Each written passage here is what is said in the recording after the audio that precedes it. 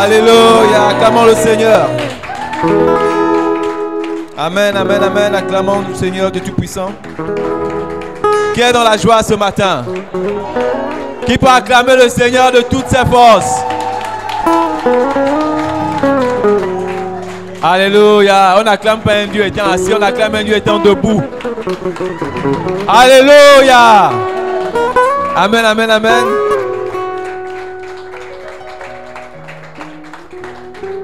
Amen.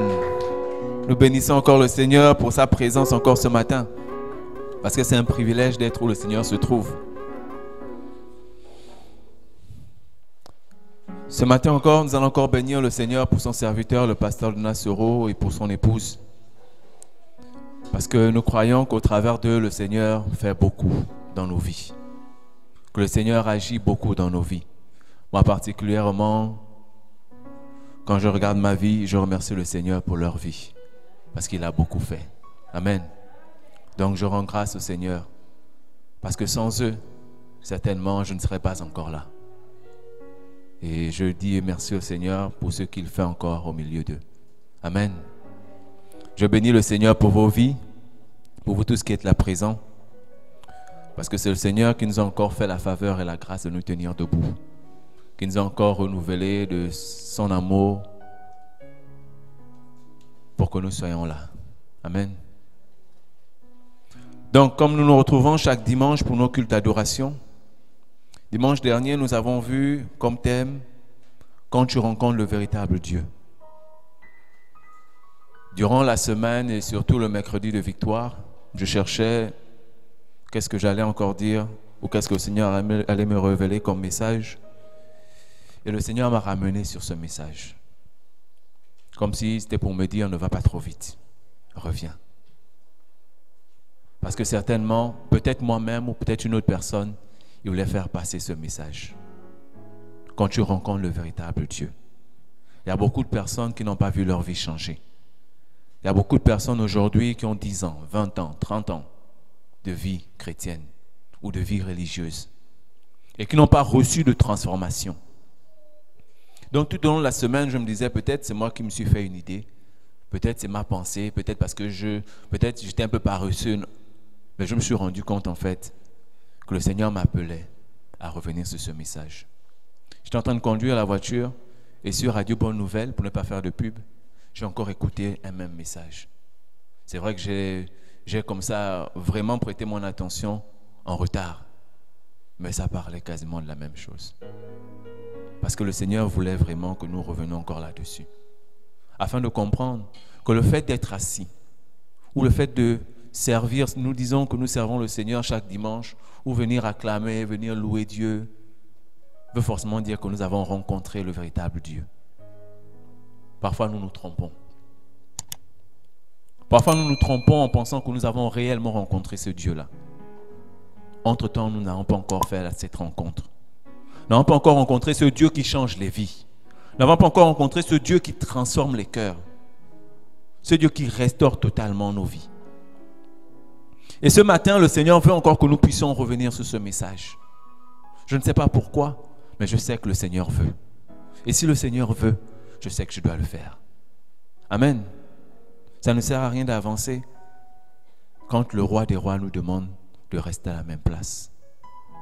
C'est vrai, on va aller à une autre dimension. Mais si on va à une autre dimension sans pourtant avoir bien pris ce qu'on avait auparavant, bien pris ce qu'on avait avant, ça ne servira à rien en fait. Amen. Donc nous avons lu comme verset de base Acte 9, 3, 5. Acte 9, 3, 5. Il était en chemin et qu'il approchait de Damas. Tout à coup, une lumière venant du ciel resplendit autour de lui.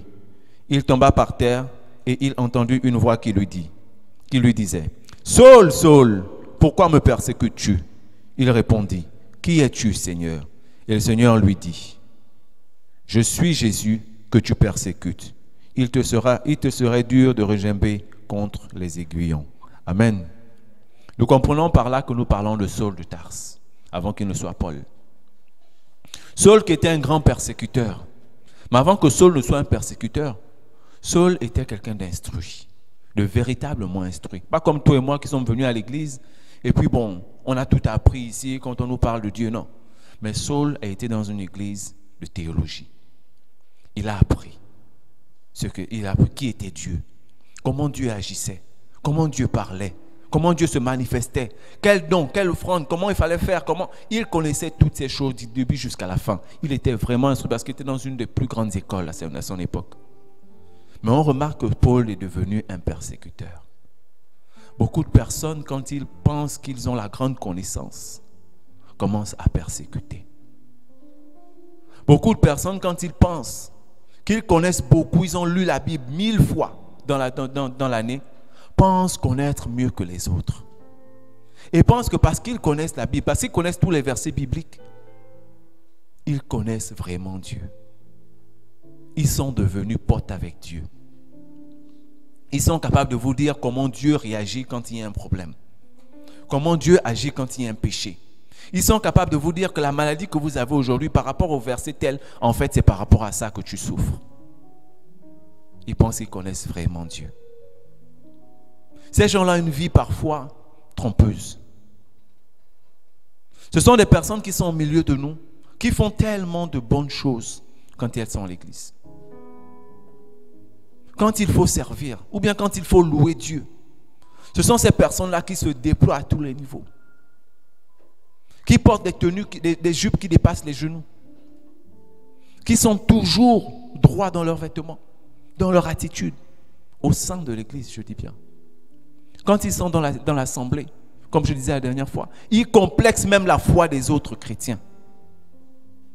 Parce que ce sont les personnes qui dansent, qui chantent. Ils connaissent tous les cantiques par cœur. Il suffit de commencer, ils vont terminer. Quand tu commences un verset biblique, même avant que le pasteur n'ait fini, ils ont déjà terminé le verset biblique. Ils connaissent même la référence. Mais ce sont ces personnes-là qui très souvent marchent loin de Dieu. Et nous sommes beaucoup comme ça au sein de l'église. Nous pensons que parce que nous venons à tous les programmes, parce que nous allons à toutes les rencontres, nous avons fait la vraie rencontre. Nous avons fait la rencontre des hommes, c'est vrai, mais nous n'avons pas fait la rencontre de Dieu. Nous avons fait la rencontre d'un grand homme de Dieu, mais nous n'avons pas fait la rencontre de Dieu. On nous a prophétisé, on nous a dit tellement de choses, mais la véritable rencontre, nous ne l'avons pas encore faite. Amen. C'est ainsi que Paul était. Paul était une personne qui pensait que parce qu'il avait cette connaissance de Dieu, alors il était capable de persécuter ceux qui se disaient chrétiens. Et beaucoup parmi nous, nous utilisons nos connaissances pour persécuter. Nous utilisons nos connaissances pour faire croire au monde, pour faire croire aux autres que nous sommes plus spirituels qu'eux. Mais pourtant, ce n'est pas vrai. Ces mêmes personnes que vous voyez agir dans l'église en saints, comme je disais, quand ils viennent déposer leurs offrandes, vous avez l'impression que le Seigneur a tellement fait dans leur vie. Vous avez l'impression que vous êtes même en bas. Parce qu'elle va commencer à te chanter s'il faut faire 5, 10 mètres ou 15 mètres ou 100 mètres dans l'église.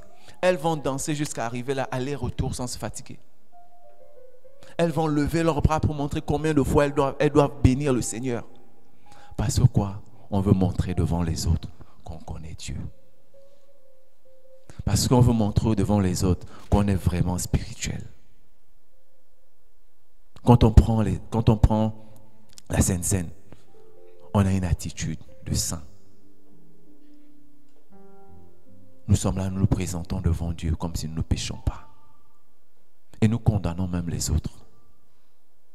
Parce que nous pensons que nous avons vraiment Dieu. Nous pensons que nous avons rencontré le véritable Dieu. Mais beaucoup de personnes, comme je disais, beaucoup parmi nous, quand nous sortons de ce lieu, quand nous sortons de cette atmosphère, nous devenons d'autres personnes. Je dirais même, nous nous surprenons même nous-mêmes quand nous arrivons chez nous, par notre talent, par nos talents d'acteurs, parce que nous sommes des acteurs. Nous sommes des acteurs. Dès qu'on arrive, on change automatiquement. Dès qu'on sort de l'église, dès qu'on a pris le taxi, On a regardé derrière nous, les frères sont restés. On arrive devant notre portail. Nous ne sommes plus les mêmes. Le chrétien qu'on a rencontré le matin, ce n'est pas le même chrétien qu'on rencontre à 16 heures. Il a totalement changé. Quand il s'adresse même au taximan pour remettre son argent, tu ne penseras même pas que c'est un chrétien qui revient de l'église. Quand il parle aux autres chez lui, tu te dis, mais ce n'est pas cette personne qui allait à l'église. Ce n'est pas cette personne qui louait Dieu le matin.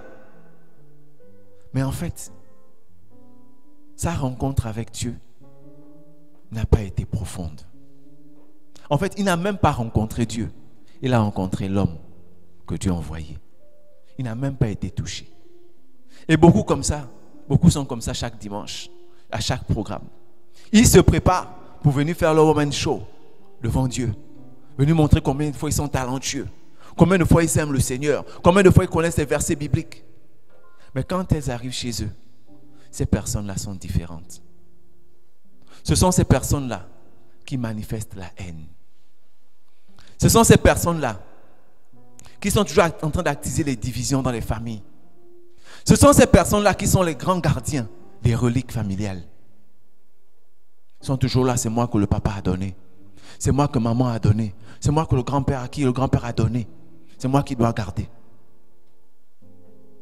Ces personnes-là qui sont toujours en train de vivre entre le marabout et l'église.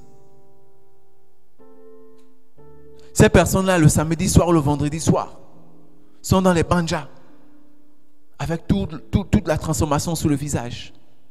Au point parfois quand ils arrivent à l'église, ils dansent parce qu'ils confondent en fait les lieux. Parce qu'ils n'ont pas rencontré Dieu.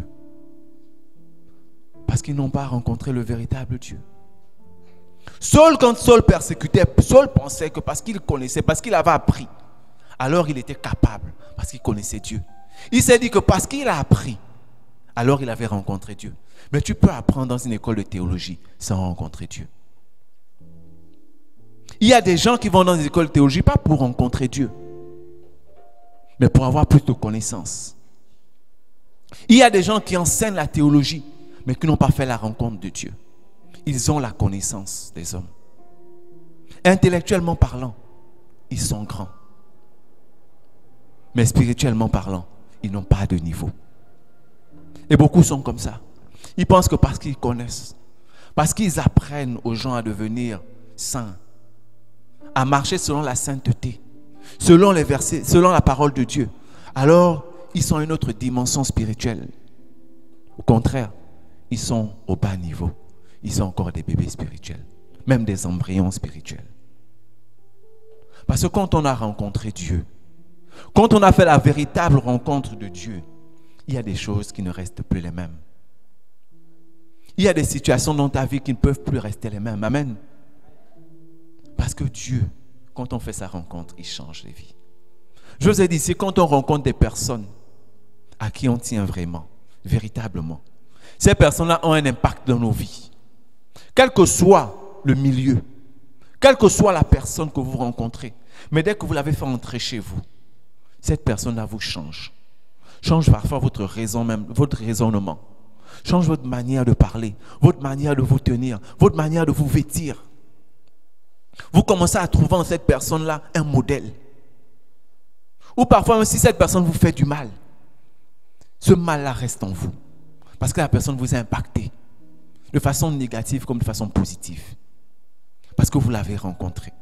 Un jour sur votre chemin, vous avez rencontré quelqu'un. Et cette personne a eu une place dans votre cœur. Cette personne, quand vous l'avez rencontrée, vous avez vu que vous n'étiez plus la même personne.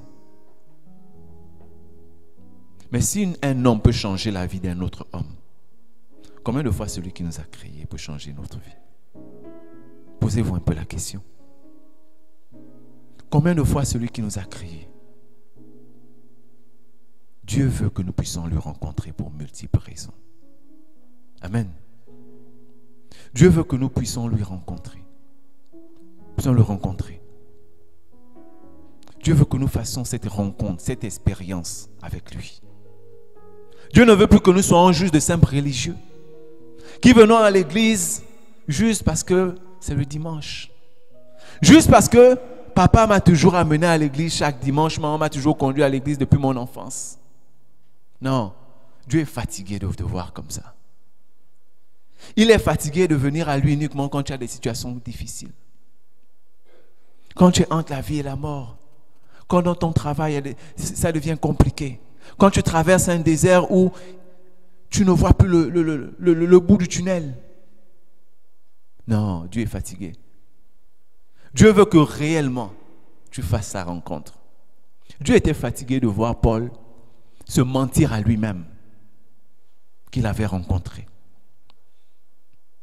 Dieu est venu à Paul.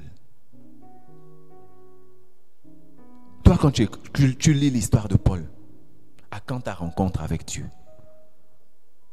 À quand ta rencontre avec Dieu? Parce qu'un jour, il faudrait que tu puisses te poser cette question. À quand ma rencontre avec Dieu? Quand est-ce moi aussi je ferai vraiment l'expérience de Paul? Quand est-ce que je verrai Dieu? Parce qu'on voit que Paul qui pensait connaître Dieu, Paul dit, qui es-tu, Seigneur? Si tu connais la personne qui est en face de toi, tu as étudié la personne, tu es intelligent, tu as toute la connaissance de cette personne-là. Normalement, Paul ne pourrait plus poser cette question. Paul, juste par la voix, devait connaître que c'est Jésus. Paul, par cette grande lumière, parce que Moïse n'a pas vu Dieu, c'était des lumières. Au point où Moïse a même demandé à Dieu que je veux te voir. Paul devait savoir que cette lumière qui me frappe dans les yeux, c'est le Seigneur, c'est Dieu, le Créateur. Mais ça nous montre encore que Paul, qui pensait connaître Dieu, ne connaissait pas Dieu. Et beaucoup de personnes comme ça, nous venons dimanche après dimanche, année après année, mais nous ne connaissons pas le Dieu véritable que nous prions. Nous ne prions pas le vrai Dieu. Paul pensait qu'il priait le vrai Dieu. Parce que quand je parle de Dieu véritable, c'est parce que Paul, on avait formé un Dieu pour Paul. On avait créé un Dieu pour Paul. Effectivement, Paul priait Dieu. Paul croyait Dieu, en Dieu. Mais il ne croyait pas en ce Dieu véritable-là. Paul croyait au Dieu que les pharisiens, ses pères, lui avaient appris. Et toi, tu as créé ce Dieu-là en toi. Tu viens chaque dimanche parce que tu pries ce Dieu-là. Pas ce véritable Dieu qui change des vies. Tu pries ce Dieu dont, quand tu veux, tu fais. Quand tu ne veux pas, tu ne fais pas. Ce n'est pas ce Dieu qui te transforme, c'est toi qui transformes ce Dieu. Selon ta façon de vouloir, selon ta façon de faire. Quand tu veux faire, le Dieu là, il est bon.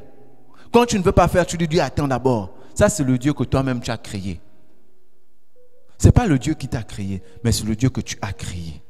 Et c'est ce Dieu-là que tu adores chaque dimanche. C'est ce Dieu-là que tu viens toujours adorer. Ce n'est pas le véritable Dieu. Parce que quand Paul a fait la rencontre de ce véritable Dieu, Paul n'a plus été la même personne. Quand Paul s'est rendu compte qu'il avait en face de lui le véritable Dieu, Paul a totalement changé. Quel que soit le nombre d'années que vous faites, mes frères et sœurs, quelles que soient les études de théologie, quel que soit l'endroit où vous allez partir, le professeur que vous serez, cela ne va pas. Ça ne voudra pas justifier, ou ne voudra pas faire, ou ne va pas, comment dire, cela ne sera pas synonyme d'avoir rencontré Dieu. Tu peux faire tes études de théologie. Ça ne veut pas dire que tu as rencontré Dieu. Ne te laisse pas conduire par tes émotions ou par ta connaissance. Et beaucoup de personnes se sont laissées conduire comme ça par leur connaissance, par leurs émotions, par leurs sensations, parce que le pasteur a tellement bien parlé. L'homme de Dieu a tellement bien prêché. Alors les émotions ont rempli nos cœurs. Les sensations nous ont remplis. On s'est dit on a rencontré Dieu aujourd'hui. Mais quand on rentre chez nous, c'est nous qui repartons avec les mêmes habitudes, avec notre ancienne nature. Mais chaque dimanche, nous sommes là. Qui veut changer de vie? Nous sommes là. Qui veut donner sa vie à Dieu? Chaque dimanche, c'est toi qui donnes ta vie à Dieu. Mais chaque dimanche, c'est ta vie qui reste la même. Pose-toi des questions. Amen. Galates 5, 19-21 nous dit: Or, les œuvres de la chair sont manifestes. Ce sont l'impudicité, l'impiété, la dissolution, l'idolâtrie, la magie, l'inimitié, les querelles, la jalousie, les animosités, les disputes, les divisions, les sectes, l'envie, l'ivrognerie, les excès de table et les choses semblables. Amen. Et les choses semblables. Ce que je disais, chaque dimanche, c'est toi qui viens donner ta vie à Dieu. Mais chaque dimanche, c'est toi qui manifestes ces œuvres de la chair. Plusieurs personnes vont peut-être se dire que c'est pas moi parce que je n'ai pas toutes ces choses-là. Mais tu te reconnais dans ces œuvres. Tu reconnais dans ces œuvres que toi aussi, tu n'as pas changé. Que toi aussi, tu es conduit par ces œuvres de la chair. Amen. Posons-nous les vraies questions.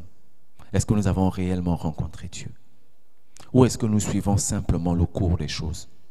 Nous suivons simplement le cours de la vie, qui fait que pendant 7 jours, on travaille les 6 jours, et le 7e jour, on le donne à Dieu. Donc, obligatoirement, je dois venir à l'église pour qu'on dise que je suis un vrai chrétien. Amen.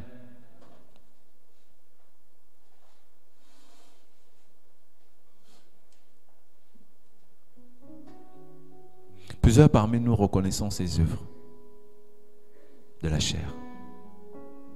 Souvent quand nous sortons d'ici, souvent quand nous arrivons chez nous, ou parfois quand nous sommes même dans nos lieux de travail, dans nos activités.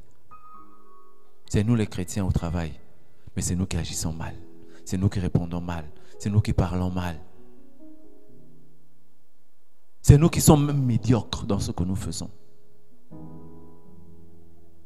C'est nous qui nous plaignons tous les jours de nos chefs. Amen. Quand Dieu rentre dans ta vie, il transforme ta vie. Quand Dieu rentre dans ta vie, il enlève ton ancienne nature et te donne une nouvelle nature. Parce que quand tu rencontres Dieu, il y a des choses qui ne peuvent pas rester dans ta vie. Il y a des choses qui ne peuvent pas demeurer dans ta vie.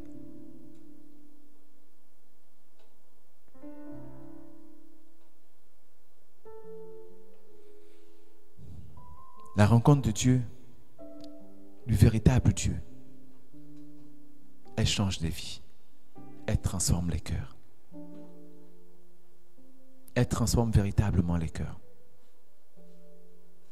Mais quand nous pensons qu'on vient par habitude, on n'aura jamais de vie transformée. Tu pourras passer 1000 ans en train de servir, en train de t'agenouiller, en train de jeûner. Tu ne vas jamais transformer ta vie. Tu vas comme ça à dire, à partir d'aujourd'hui, je vais commencer à faire telle ou telle chose. Tu vas t'essouffler. Tu vas te fatiguer. Il y a des gens qui ont essayé de leur propre force. Ils ont pris des résolutions. Ils ont dit, à partir d'aujourd'hui, je change ma vie. Mais elles sont restées les mêmes. Ils ont fait ça pendant 1 année, oui, ça a marché. Mais après, ils se sont fatigués.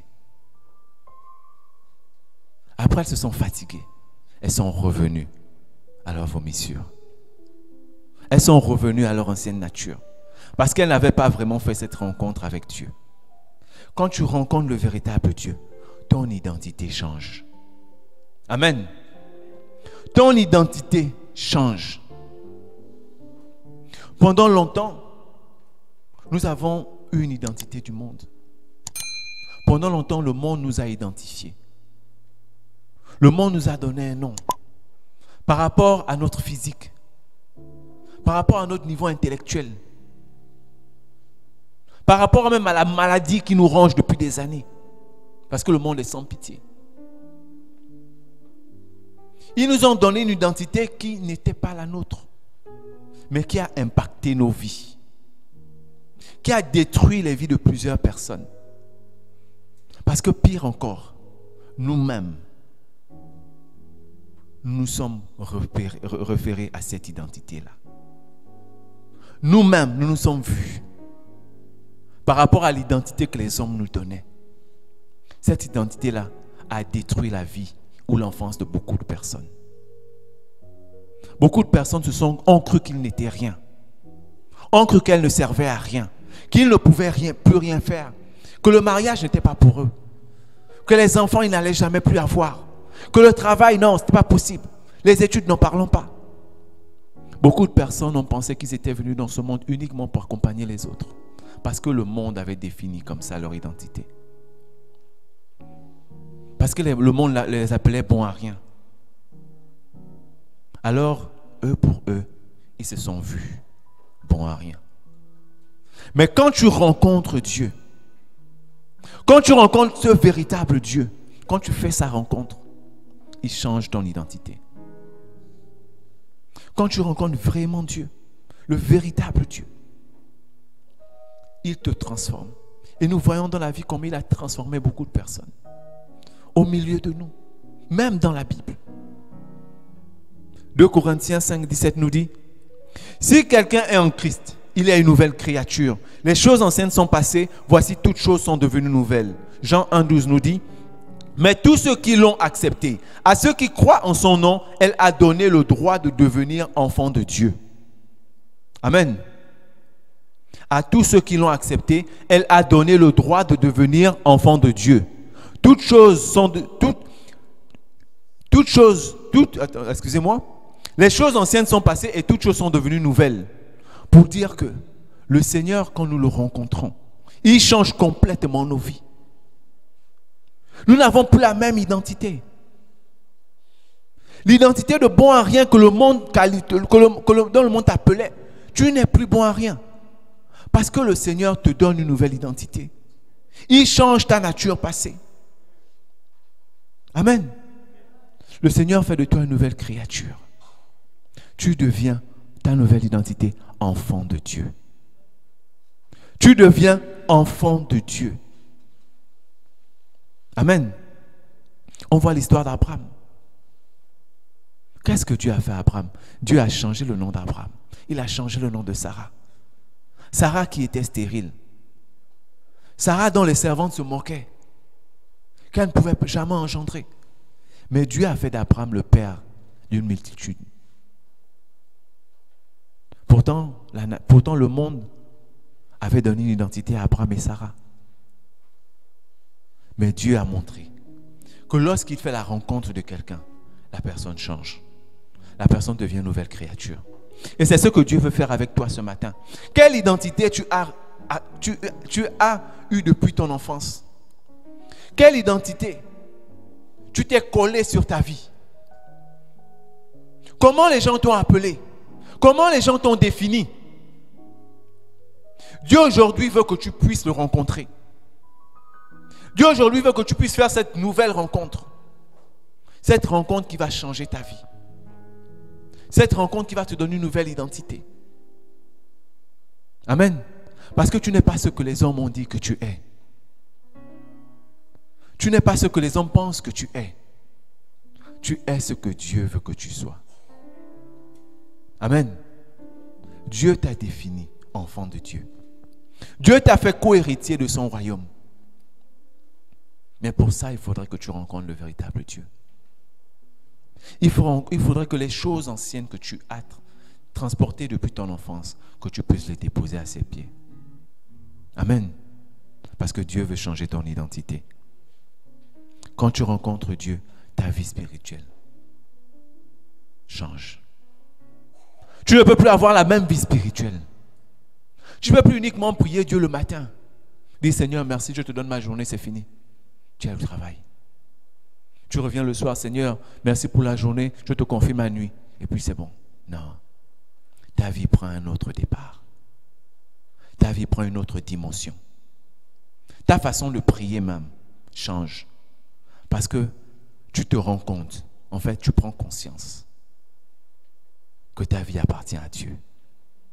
Tu prends conscience quand tu rencontres Dieu que tout ce que tu fais, tu le fais par la grâce de Dieu.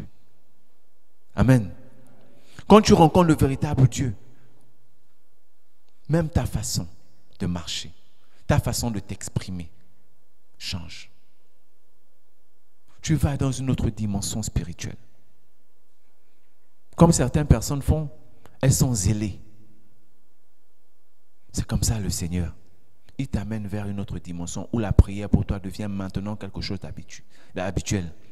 Tu vis maintenant avec la prière. Tu manges maintenant avec la prière. Tu fais tout avec la prière. Amen.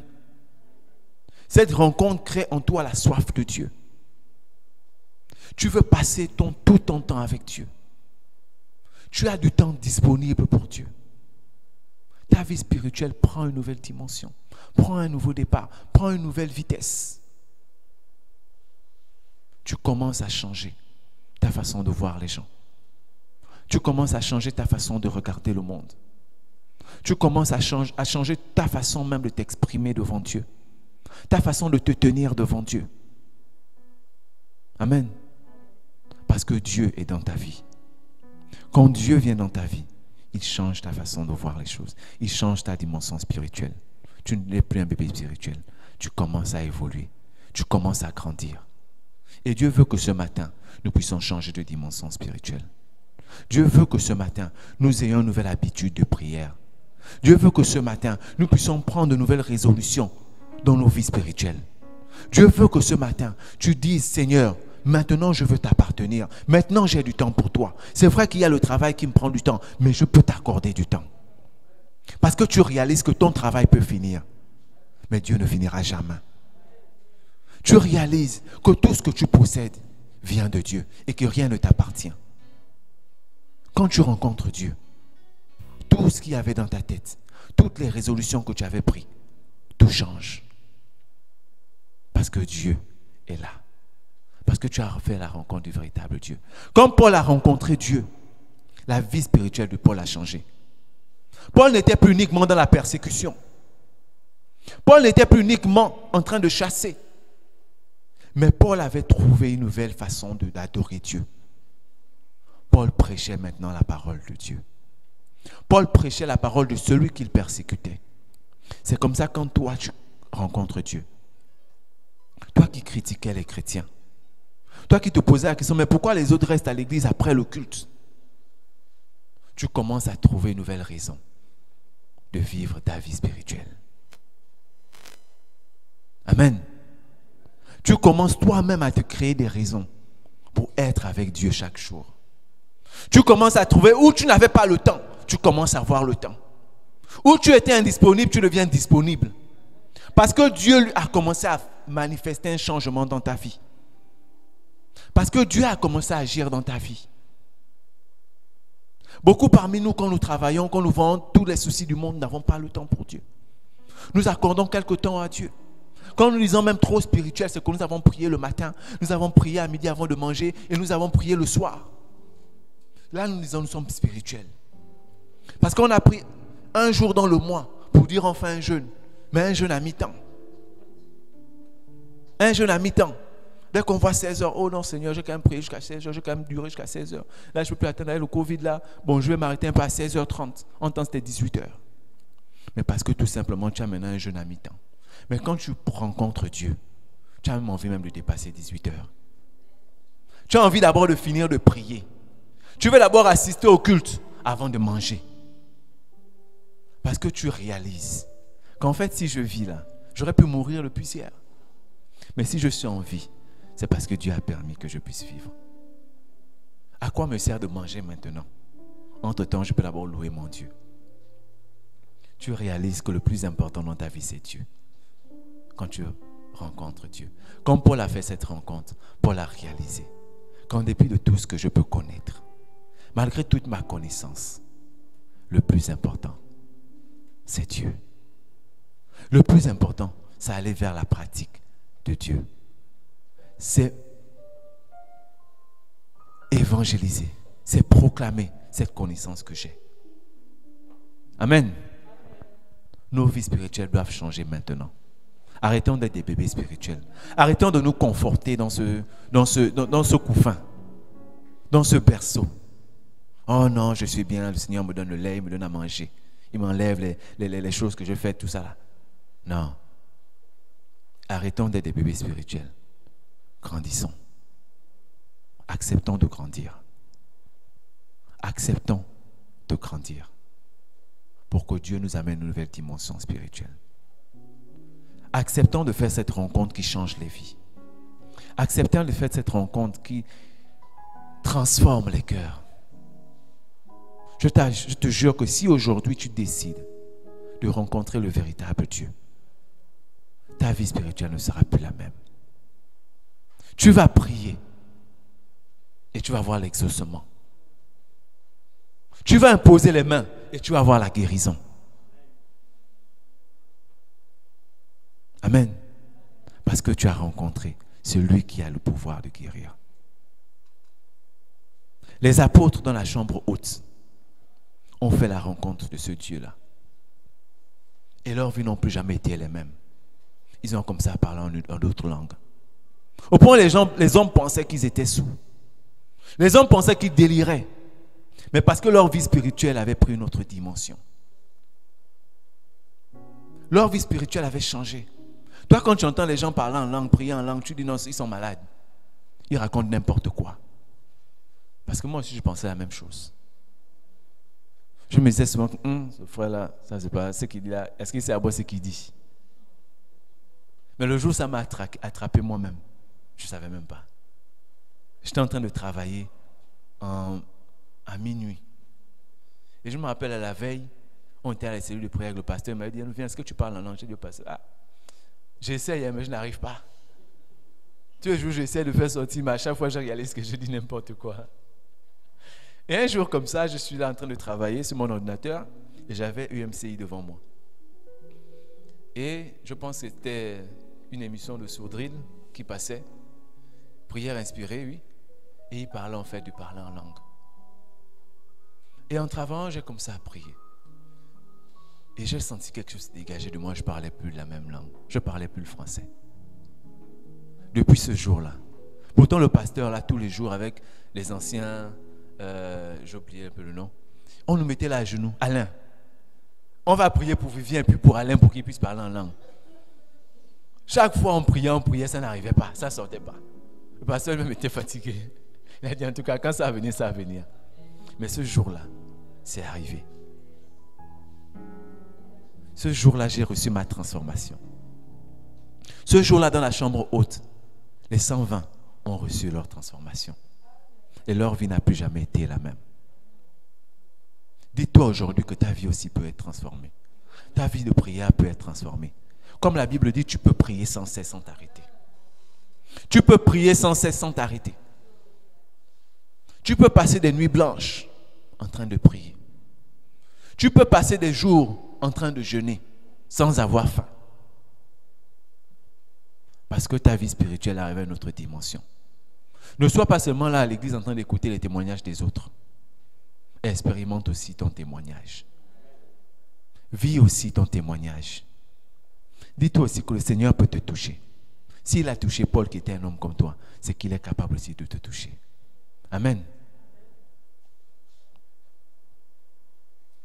Acte 2, 38 nous dit, Pierre leur dit, changez d'attitude et que chacun de vous soit baptisé au nom de Jésus-Christ pour le pardon de vos péchés et vous recevrez le don du Saint-Esprit. Amen. Et vous recevrez le don du Saint-Esprit. Changez d'attitude. Changeons notre attitude spirituelle. Changeons nos habitudes spirituelles. Tu ne peux pas avoir les mêmes habitudes spirituelles et vouloir arriver à une autre dimension. Ce n'est pas possible. Comment tu veux juste prier le Seigneur pour ta journée et demander au Seigneur, Seigneur, je veux avoir des révélations. Tu vas avoir les révélations sur la base de quoi? Tu vas avoir des sons sur la base de quoi? Tu ne pries pas, tu ne jeûnes pas. Mais c'est toi qui veux les révélations de Dieu. C'est toi qui veux être sensible à la parole de Dieu. C'est toi qui veux que Dieu te parle. Mais qu'est-ce que tu as fait pour rencontrer ce véritable Dieu? Amen. Quand tu rencontres Dieu, tes relations changent. Tes relations changent. On connaît l'histoire de Moïse. Moïse a grandi dans un royaume égyptien. Moïse a grandi dans la culture égyptienne. Tout autour de Moïse est entouré de statues. Moïse a grandi au milieu de ces personnes-là qui invoquaient un homme. C'était le Dieu soleil, c'était un tas de dieux. Amen. Mais quand Moïse a fait la rencontre du Dieu véritable, les relations de Moïse ont changé. Les relations de Moïse ont totalement changé. Et nous voyons que Moïse était maintenant entouré des personnes spirituelles. Amen. Nous voyons que Moïse était maintenant en relation avec Dieu.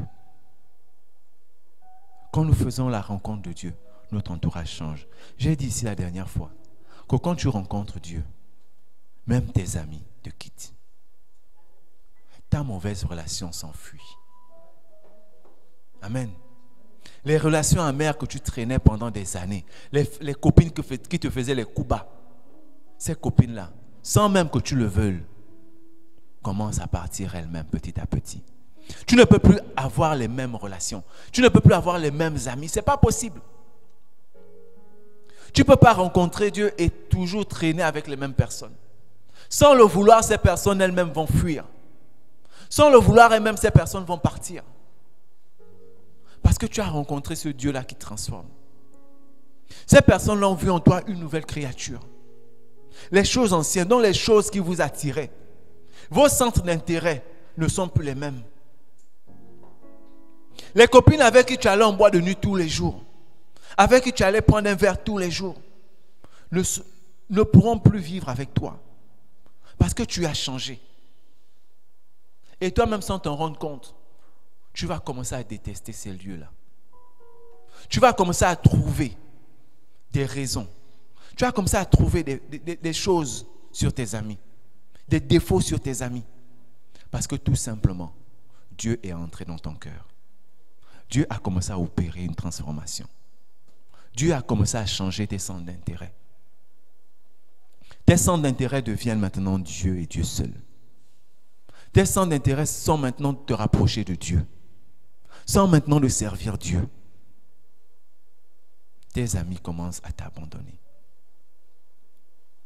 Tes amis commencent à te fuir. Tu commences toi-même à te trouver différent parce que tu te dis, mais attends, pourquoi les gens ne veulent plus rester avec moi? En fait, c'est parce que Dieu a commencé à agir dans ta vie. Ne cherche pas ces personnes qui partent quand tu as donné ta vie à Dieu. Ne cherche pas à revenir vers ces personnes quand ces personnes te fuient. Parce que c'est Dieu qui a commencé à transformer. Dieu a commencé à chasser ce qui était sale en toi. Il a commencé à nettoyer ta vie. Quand tu fais la rencontre de Dieu, tes amis ne peuvent plus être les mêmes. Tes relations ne peuvent plus être les mêmes. Même la personne qui doit même rester à côté de toi va commencer à changer. Parce qu'il y a des personnes qui ne vont pas partir. Mais elles vont changer. Parce qu'au lieu que ce soit elles qui puissent avoir un impact sur toi, c'est toi maintenant qui auras un impact sur la vie de ces personnes. Toutes les personnes que tu as autour de toi ne partiront pas. Mais celles qui resteront seront transformées. Parce que Dieu opère sur toi. Il permettra que tu opères sur les autres. Amen. Quand tu rencontres Dieu, tes relations changent. 1 Corinthiens 1:10 nous dit: je vous supplie, frères et sœurs, par le nom de notre Seigneur Jésus-Christ, de tenir tous le même langage, qu'il n'y ait pas de division parmi vous, mais soyez parfaitement unis dans le même état d'esprit et dans la même pensée. Amen. Comme pour dire que les personnes qui resteront autour de toi sont les personnes avec qui vous aurez le même état d'esprit. Parce que celles qui n'auront pas le même état d'esprit que vous partiront forcément. Partiront forcément.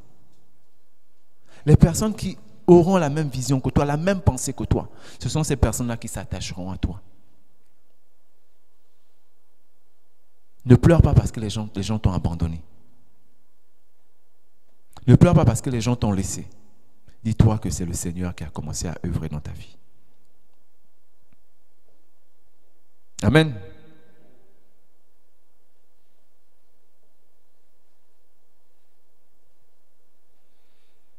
Quand tu rencontres Dieu, toute ta nature, tout autour de toi, reçoit un changement. Galates 5:22 nous dit: mais le fruit de l'esprit, c'est l'amour, la joie, la paix, la patience, la bonté, la bénignité, la fidélité, la douceur, la tempérance. Amen. Mais le fruit de l'esprit, c'est l'amour, la joie, la paix, la patience, la bonté, la bénignité, la fidélité, la douceur, la tempérance. Amen. Le fruit de l'esprit. Comme je disais la dernière fois, c'est un seul fruit qui a beaucoup de graines. Différent des œuvres que tu prends au fur et à mesure que tu grandis. Les œuvres sont des péchés, des choses qui t'attachent au fur et à mesure que tu grandis. Mais le fruit de l'esprit, c'est quand tu rencontres le véritable Dieu. Quand tu rencontres le véritable Dieu, il te donne ce fruit de l'esprit et toute ta vie change. Tu commences à trouver ton intérêt sur Dieu. Tu commences à trouver l'importance d'être dans la présence de Dieu. Toute ta vie, tu reçois une paix, tu reçois un amour, parce que cela vient de Dieu. Parce que tu as rencontré le véritable Dieu. Amen. Dieu ne vit pas dans un ciel lointain, mais il vit dans nos cœurs. Plusieurs personnes regardent le ciel et pensent que Dieu est dans le ciel et dans un endroit où on ne peut même pas atteindre. Ils n'attendent que la mort. Non. Dieu vit là dans nos cœurs. Chaque fois que nous sommes dans des situations difficiles ou que nous avons des choix à faire, il y a cette petite voix au-dedans de nous qui cogne à la porte. Qui cogne à la porte. Cette petite voix qui nous demande, est-ce que je peux rentrer dans ta vie? Mais il y a des gens qui attendent des situations difficiles. Il n'y a pas que dans les situations difficiles qu'on rencontre Dieu. Paul a rencontré Dieu dans cette situation parce que Paul, certainement Dieu avait averti. Dieu avait certainement interpellé. Mais Paul n'avait pas pris conscience que c'était Dieu. Et un jour, Dieu a interrompu Paul sur sa marche. Un jour, Dieu t'a aussi interrompu comme ça, sur ton chemin. Et Dieu parfois est arrivé à un niveau où il était obligé de t'emmener dans un désert. Il était obligé de permettre que tu arrives dans un désert pour le rencontrer. Et dans cette petite voie-là, c'est Dieu qui te demande d'ouvrir la porte. Dieu te demande d'ouvrir la porte de ta vie. Dieu te demande d'ouvrir la porte de ton cœur. Nous devons ouvrir notre porte afin de lui laisser entrer, afin de lui faire la place. Apocalypse 3:20 nous dit: voici, je me tiens à la porte et je frappe. Si quelqu'un entend ma voix et ouvre la porte, j'entrerai chez lui et je prendrai mon repas avec lui et lui avec moi. Amen. Je vous ai pris l'exemple de Zachée la dernière fois. Zachée qui était un homme tellement court. Dans la foule, Jésus ne pouvait pas le voir. Dans la foule, Zachée n'aurait jamais fait la rencontre de Dieu. Mais Zachée est monté. Zachée a ouvert sa porte. Zachée a grimpé pour rencontrer ce Dieu-là. Et quand Jésus est entré dans la maison de Zachée, Zachée a été transformé. Jésus a dit de lui-même, le salut est entré dans cette maison. Quand tu rencontres Dieu, tu ouvres la porte afin que le salut entre dans ta maison. Et on a vu la vie de Zachée qui a été transformée à l'instant même. À l'instant même, un collecteur d'impôts a commencé à rendre le double, le quadruple de ce qu'il avait pris. Quand Dieu rentre dans ta vie, tu n'es plus la même personne. Quand Dieu rentre dans ta vie, ça devient la réconciliation avec ceux avec qui tu ne t'entendais pas. Ça devient le pardon. Amen. Dieu transforme tout ton être. Dieu ne vient pas seulement dans ta vie pour changer juste ta nature. Il transforme même tout ce qui t'entoure. Dieu te permet d'être en bonne relation avec ton entourage.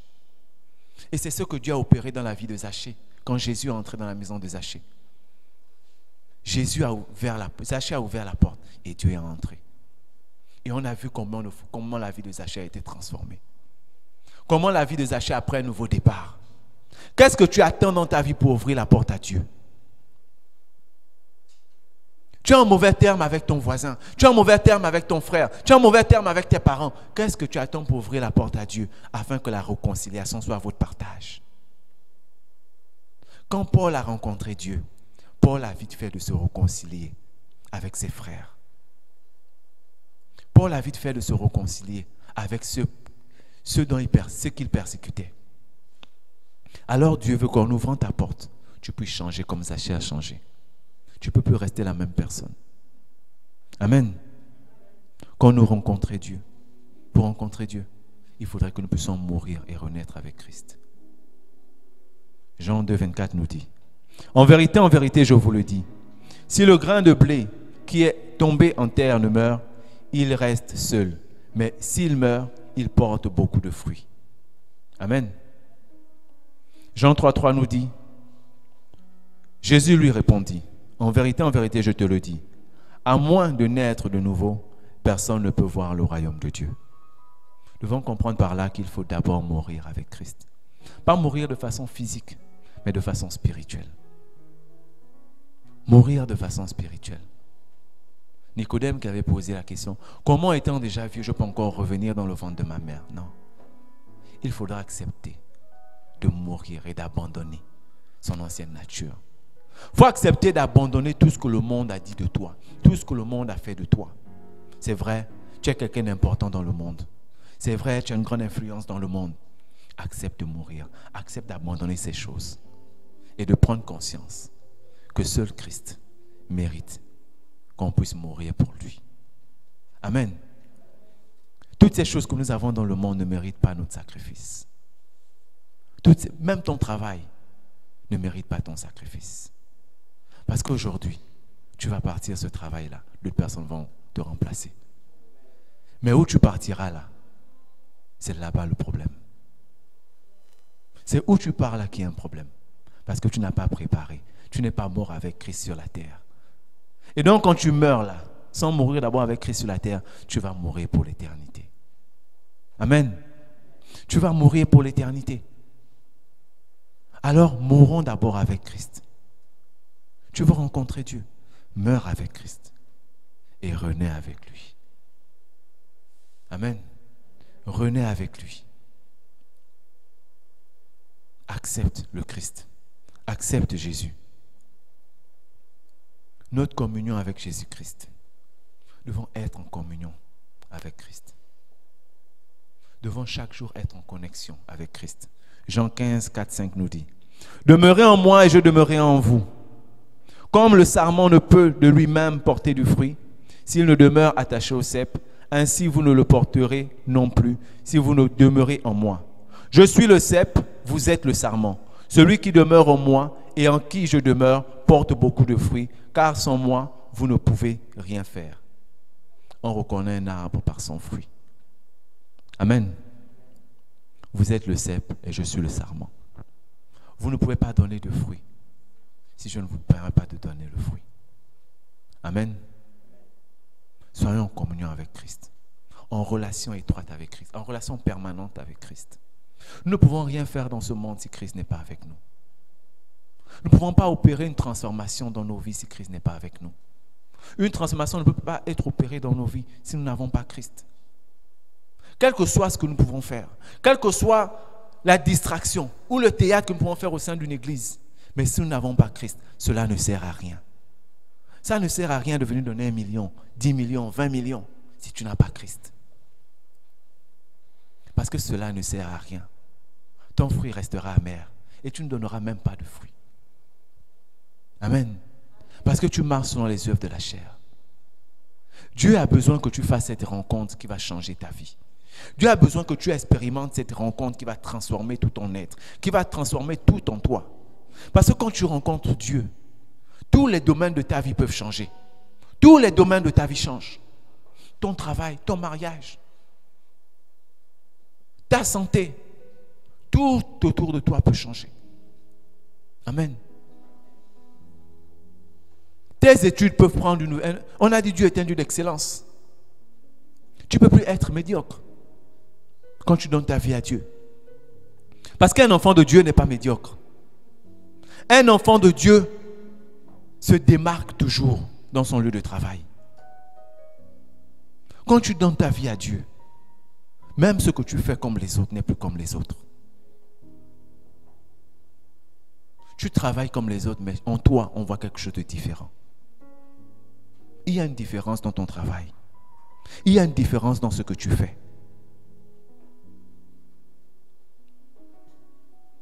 Ton travail est différent. Parce que Dieu, tu l'as véritablement rencontré. Parce que ce Dieu qui change, ce Dieu parfait, ce Dieu extraordinaire, ce Dieu excellent fait partie maintenant de ta vie. Parce que Dieu change ton quotidien. Dieu change ta façon de travailler. Toi qui cherchais le diplôme, Dieu te donne tous les diplômes que tu veux. Tu passes un concours, tu obtiens ce concours. Tu fais un examen, tu passes à cet examen. Tu veux une promotion, tu reçois cette promotion. Tu veux la guérison, tu reçois cette guérison. Parce que ce Dieu-là, il vit en toi. Amen. Parce que ce Dieu vit en toi. Tu ne peux pas rencontrer Dieu et rester la même personne. Tu ne peux pas rencontrer Dieu et être amer toujours dans ta vie. Dieu est celui qui change les temps et les circonstances. Dieu est celui qui incline les cœurs des rois. Amen. Alors ce Dieu-là ne peut pas te laisser comme tu es, dans ton état. Parce que quand tu rencontres le véritable Dieu, tout en toi change. Amen. Tout en toi est transformé. On a vu la vie de Jacob. Quand Jacob rencontre Dieu dans ce lieu-là, tout ce que Jacob se met à toucher change. Pourtant, quand Jacob était avec ses parents, on n'a pas vu ça. Mais dès que Jacob a fait le songe, Jacob a vu les anges monter et descendre. Il a fait cette alliance avec Dieu. On a vu la vie de Jacob qui a été transformée. Au point où même Laban, son beau-père, ne voulait plus laisser Jacob partir. Alors, tu dois prier Dieu pour que ta vie aussi soit pareille. Pour que dans ton travail, ton chef ne veuille même plus te laisser, quel que soit ce qu'on invente sur toi. Tu peux aussi, toi aussi, avoir cette bénédiction. Tout ce que tu touches peut se multiplier quand tu es à Dieu. On a la vie de Salomon. Pourtant, Salomon, son père avait une alliance avec Dieu, le roi David. Pourtant, l'alliance et les bénédictions de David coulaient sur Salomon. Mais Salomon ne s'est pas arrêté là. Salomon lui-même a voulu faire l'expérience de rencontrer ce Dieu que son père priait. C'est bien. Mon père, ma mère sont de grands chrétiens. Mon père est pasteur. Ma mère est prophétesse. Alors j'ai la bénédiction qui coule sur moi. Mais Salomon ne s'est pas arrêté là. Salomon savait que s'il rencontre Dieu comme son père a rencontré Dieu, sa vie devait changer. Et quand Salomon rencontre Dieu, ce que Dieu donne à Salomon, aucun homme sur terre n'a eu ça.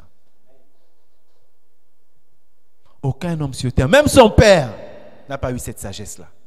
Même David n'a pas eu cette fortune que Salomon a eue. Amen. Salomon a eu la sagesse qu'aucun homme sur terre n'a encore eue jusqu'à aujourd'hui. Salomon a eu la richesse qu'aucun homme sur terre n'a encore obtenue jusqu'à aujourd'hui. Parce qu'il a rencontré Dieu. Quand tu rencontres Dieu, mon frère, ma soeur, ta vie ne peut plus être pareille. Tu vas vivre certainement des saisons difficiles. Mais quand tu sortiras de ces saisons-là, tu verras la gloire de Dieu se manifester. Le monde va t'envier. Le monde va même croire que tu es dans des sectes occultes. Parce que la fortune que tu as, la puissance que tu dégages, l'atmosphère que tu dégages autour de toi, personne ne peut dégager ça.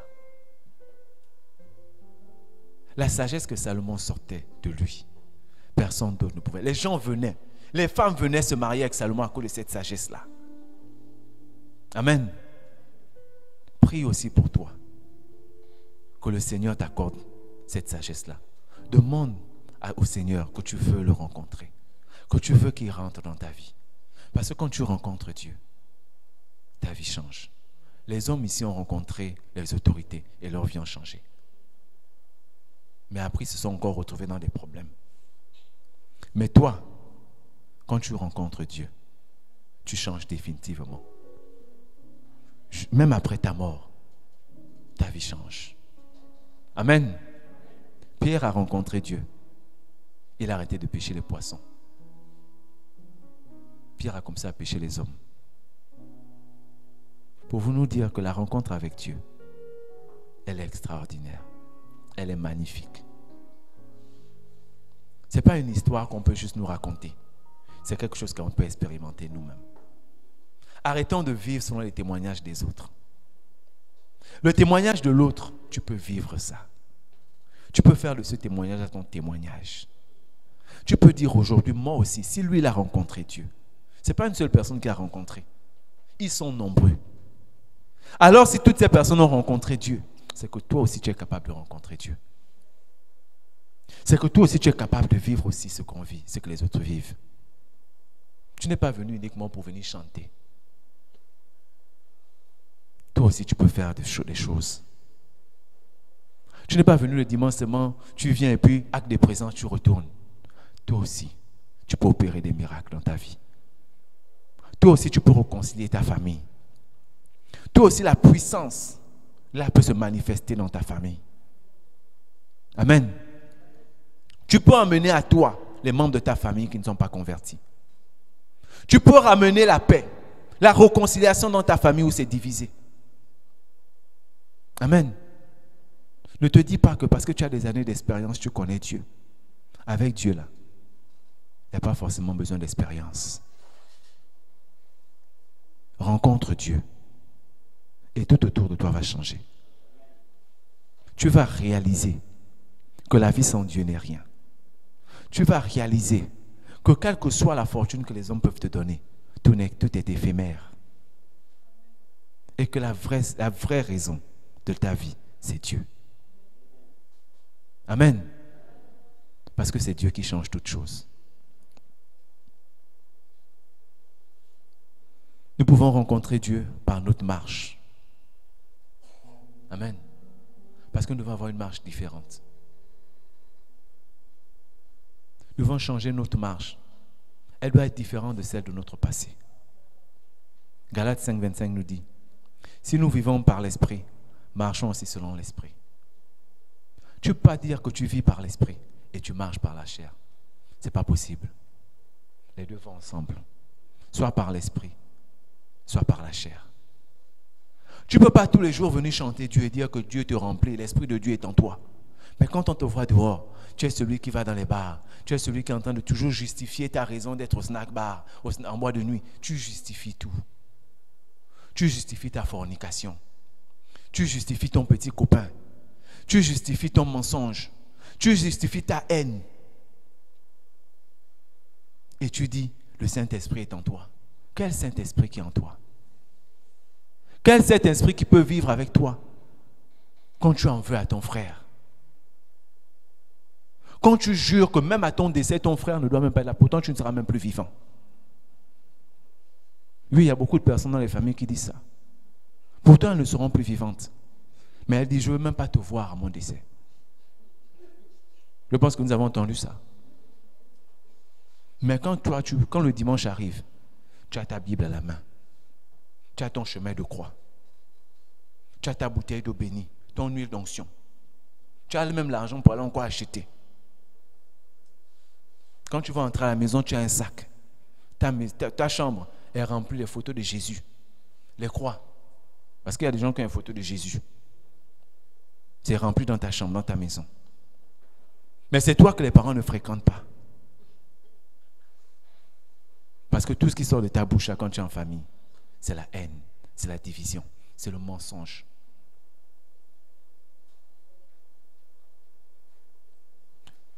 Si nous vivons par l'esprit, nous devons aussi marcher par l'esprit.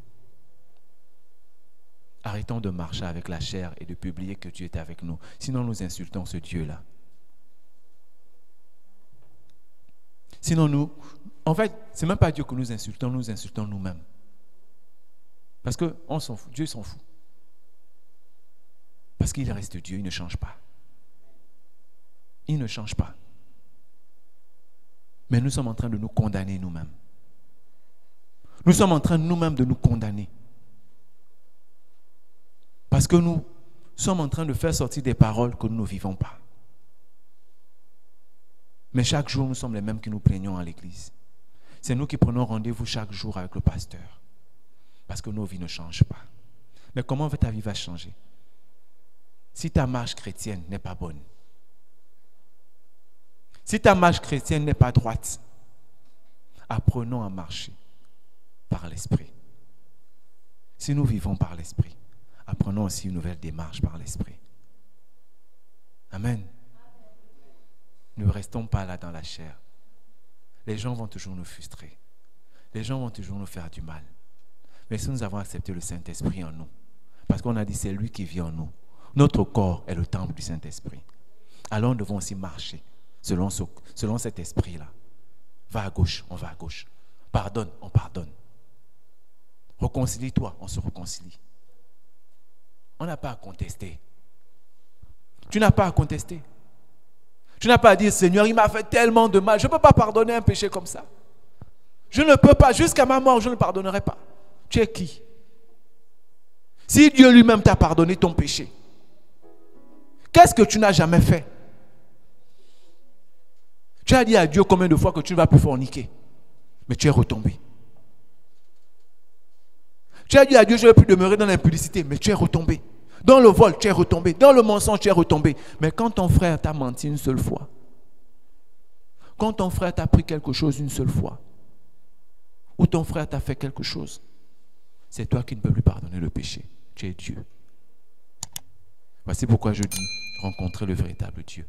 Parce que ce Dieu que tu as créé toi-même là, le Dieu là t'a dit, ce pardon il n'est pas pardonnable. Ce péché n'est pas pardonnable. C'est ce Dieu-là que tu pries.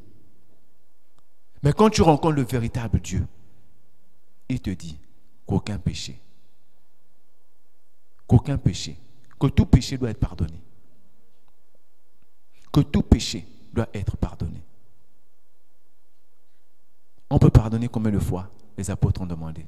7 fois, 77 fois dans la journée. Est-ce que tu peux compter 7 fois, 77 fois? Comment ça doit pardonner 7 fois, 77? C'est pour dire que pardonne. Il t'a fait ça, pardonne. Tu veux marcher par l'esprit, pardonne. Parce que si on commence à fouiller ton sac, on ne pourra pas te pardonner tous tes péchés. Alors toi, pardonne aussi aux autres. Amen. Nous devons apprendre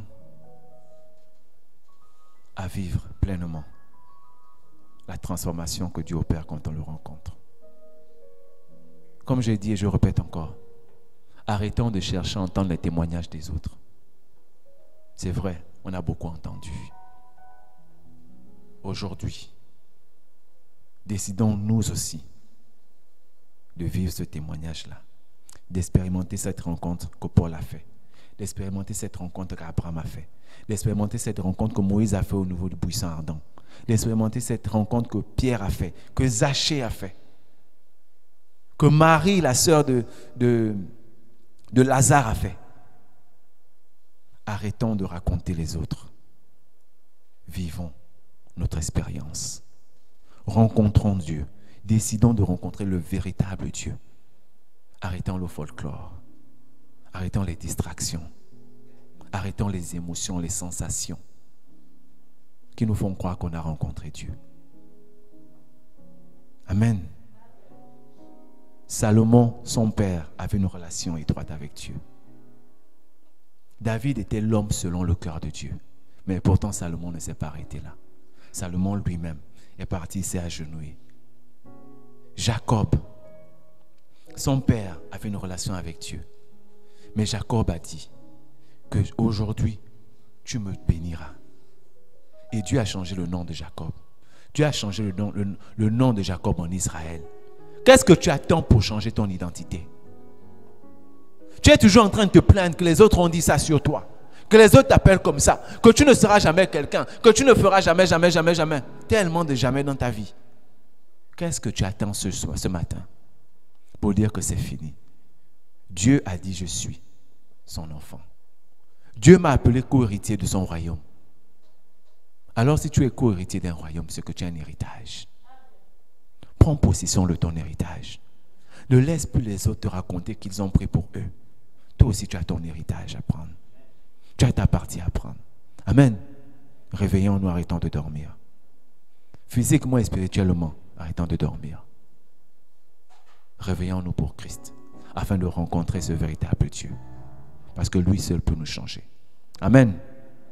Je pense que c'est ce que le Seigneur voulait que je vous donne ce matin. Parce que nous tous, ça nous interpelle. Nous tous, nous avons besoin de faire cette rencontre avec Dieu. Nous devons prier Dieu. Que Seigneur, si je ne t'ai pas rencontré durant toutes ces années, permets-moi de te rencontrer aujourd'hui. car il n'est jamais trop tard. Amen. Nous allons prier Dieu. Demande à Dieu que tu voudrais le rencontrer encore ce matin.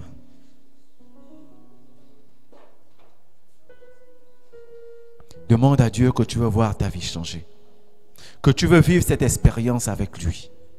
Que tu es fatigué de vivre l'expérience des autres. Que tu es fatigué d'entendre les histoires des autres. Que toi aussi tu veux rencontrer ce véritable Dieu.